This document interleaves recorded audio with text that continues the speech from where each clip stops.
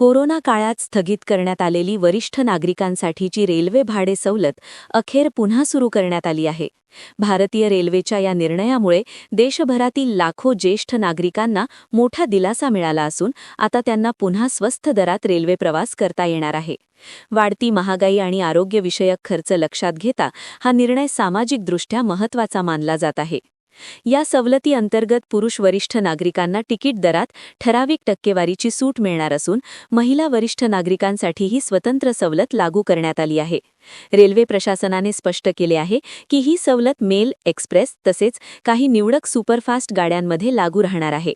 Ticket booking दरम्यान वयाची माहिती दिल्यानंतर ही सवलत आपोआप लागू होईल, त्यामुळे वेगळी प्रक्रिया करण्याची गरज भासणार नाही. ज्येष्ठ नागरिक संघटनांनी या निर्णयाचे स्वागत केले असून हा निर्णय मानवतावादी आणि लोकाभिमुख असल्याचे मत व्यक्त केले आहे. धार्मिक, कौटुंबिक किंवा वैद्यकीय कारणांसाठी वारंवार प्रवास करणाऱ्या वरिष्ठ नागरिकांसाठी ही सवलत मोठा आधार ठरणार आहे. रेल्वेच्या या निर्णयामुळे पुन्हा एकदा सामाजिक बांधिलकी जपली गेल्याची भावना नागरिकांमध्ये व्यक्त होत आहे.